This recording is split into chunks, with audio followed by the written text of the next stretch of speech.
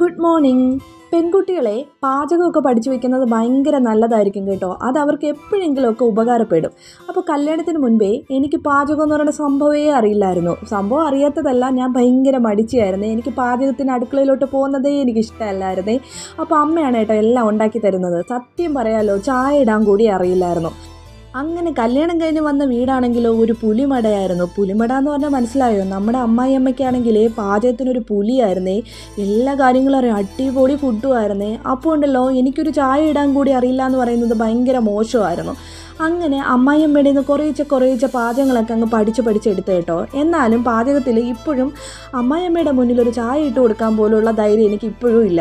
അങ്ങനെ ഞാനും ഏട്ടനും പിള്ളേർ സെപ്പറേറ്റ് ആയതിനു ശേഷമാണ് കേട്ടോ ചെറിയ രീതിയിലൊക്കെ പാചകം തുടങ്ങിയത്. ഇന്ന് രാവിലെ 4:30 കേട്ടോ ഞാൻ എണീറ്റത്. എണീറ്റ ഉടനെ ചായ ഉണ്ടാക്കി അങ്ങ് മാറ്റി വയ്ക്കും. കാര്യം ഒരു തലവേദന ഉള്ളത് കൊണ്ട് ചായ കുടിച്ചില്ലെങ്കിൽ ഭയങ്കര പ്രശ്നമാണ്. പിന്നെ ഒരു ദോശയും ചമ്മന്തി ഉണ്ടാക്കാമെന്നാണ് കരുതുന്നത്. അപ്പോൾ ചമ്മന്തിക്കുള്ള തേങ്ങയൊക്കെ തലേന്ന് തിരുമ്മി വെച്ചിട്ടുണ്ട്, അതുകൊണ്ട് എളുപ്പമായിരുന്നേ.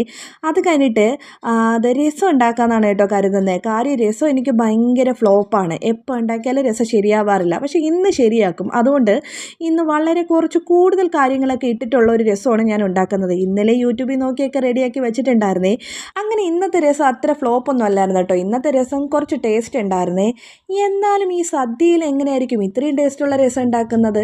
പിന്നെ ഒരു പ്രധാനപ്പെട്ട കാര്യമുണ്ട് കേട്ടോ. പെൺകുട്ടികളുടെ അടുത്താണേ നമ്മളിപ്പോൾ ഒരു റെസിപ്പി ഉണ്ടാക്കി നമ്മൾ നമ്മുടെ ഹസ്ബൻഡിനോ നമ്മുടെ വീട്ടുകാർക്കോ ഒക്കെ കൊടുക്കുന്ന സമയമുണ്ടല്ലോ, അവർ കഴിച്ചിട്ട് കൊള്ളില്ല എന്ന് പറയുന്ന ആ ഒരു നിമിഷം ഉണ്ടല്ലോ, നമ്മൾ തളരാൻ പാടില്ല. കാരണം തളർന്നാൽ പിന്നെ നമുക്ക് ഒട്ടും എനർജി ഉണ്ടാകത്തില്ല. നമ്മൾ ഈ പറ്റാത്ത സാധനം നമ്മൾ പിന്നെയും ഉണ്ടാക്കി നോക്കണം. ഉണ്ടാക്കുമ്പോൾ എന്തായാലും ടേസ്റ്റ് ഉണ്ടാവുന്നേ, അത് എനിക്ക് ഉറപ്പാണ്. കാര്യം ഞാൻ ഉണ്ടാക്കുന്നതെല്ലാം ഭയങ്കര ഫ്ലോപ്പായിരുന്നേ. പക്ഷേ ഇപ്പം കുറച്ച് ശരിയായൊക്കെ വരുന്നുണ്ട്.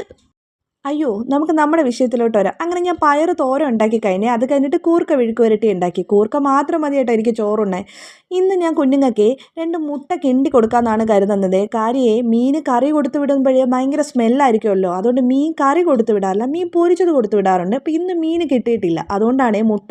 അങ്ങനെ മുട്ടയും കിണ്ടി മാറ്റിയതിന് ശേഷം അടുത്ത ഊഴം ചായയിലോട്ടാണ്. ചായ കുടിച്ചില്ലെങ്കിൽ ശരിയാവില്ല. ചായ കുടിച്ചില്ലെങ്കിൽ ഇപ്പോൾ വരും നമ്മുടെ തലവേദന. അതുകൊണ്ട് ചായ കുടിച്ചിട്ട് കുറച്ച് നേരം അടുക്കളയുടെ ഭംഗിയൊക്കെ ഒന്ന് നോക്കി നിൽക്കുകയാണേ. ഇനി അടുത്തത് കുഞ്ഞുങ്ങൾ എണീറ്റ് വരണം. കുഞ്ഞുങ്ങൾക്ക് ദോശ ഉണ്ടാക്കി കൊടുക്കണം. നല്ല ചൂട് നെയ്ദോശയാണ് കേട്ടോ അവർക്ക് 2 പേർക്കും ഇഷ്ടം.